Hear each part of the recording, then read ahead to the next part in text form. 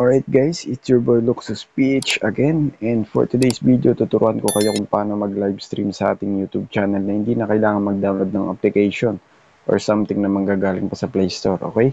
Sa mga mahilig mag-stream dyan or mag-gaming, bagay na bagay sa inyo to. No need na para mag-download ng application, okay?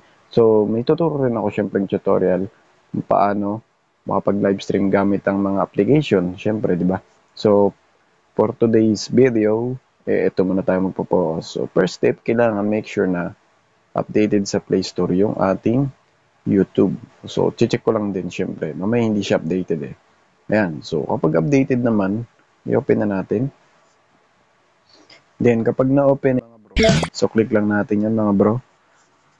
So, sinide view ko lang tong ating camera kasi may kita niyo yung mukha ko. Okay? So, dito mga bro, pwede ka mag-live dito. Nakikita nyo itong parang pencil bandang kanan sa baba. Click nyo yan.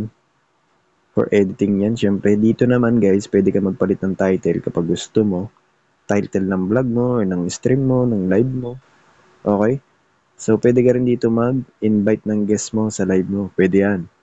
So, sa audience mga bro, recommended ko na it's not made for kids. Okay? So, para wala masyadong hassle.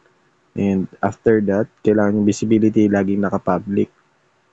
Add description, pwede ka mag-add description. Kunyari, ayan. Okay, so back lang natin after nyan. And then yung location, pwede naman kung nasang location ka. Then kapag gusto mo talaga ng pang-gaming, click mo lang tong screencast dito. Sa gilid, sa may kanan, ayan o. I-on mo yan, okay? So dito pwede ka maglagay ng game title. Kunyari, ang ilalagay ko is CODM. Mas better kung nasa-search talaga siya dito. Ayan. So CODM mobile. Oh. Example lang naman to mga bro. Then meron din siya ditong advanced setting, allow chat or allow reaction. Pwede mong i-off yan kapag gusto mo. Dito naman guys may nakalagay, this video contains paid promotion. Hindi ka naman naka-paid promotion or something. Pero nasa sa'yo yan kung gusto mo siyang i-click, di ba? Okay, so back na tayo pagkatapos niyan. Then click mo tong next. Okay. Ayan. Hindi pa tapos yan mga bro. So kailangan mo pa siyang ito pala mga bro, pwede kayo magpalit ng thumbnail. Ito, click nyo lang ito may pencil bandang kaliwa. Ayan, edit settings, take thumbnail kapag mag-picture ka, upload thumbnail kapag galing sa gallery mo, okay? So, pag nalagyan mo na yan, click mo lang itong next. Then, got it mo na lang itong few tips nila, pero better din na basahin mo na rin siya, okay? So, got it. Then, pwede ka na mag-start. Once na pinindot mo, alright mga bro, so nandito tayo sa ating screen recorder kanina lang mga bro. So nag-stop pala yung recording natin, hindi ko siya napansin. Once pala na in-start mo na itong start now, hindi ka na makakapag-provide ng screen record.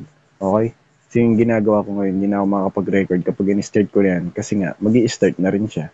Okay? So ganun lang naman kasimple mga bro. Ang kinagandaan kasi yan, may icon siya, so may kita yung mukha natin. Pwede rin naman natin i-hide yan. Pwede rin natin i-hide yung comment section. Pwede rin natin i-hide yung mic natin kapag may gagawin tayo or may hindi tayo dapat iparinig sa mga viewers natin. So, ganun lang naman kasimple guys. Sana nakatulong tong video na to. And highly recommended talaga na i-download tong application.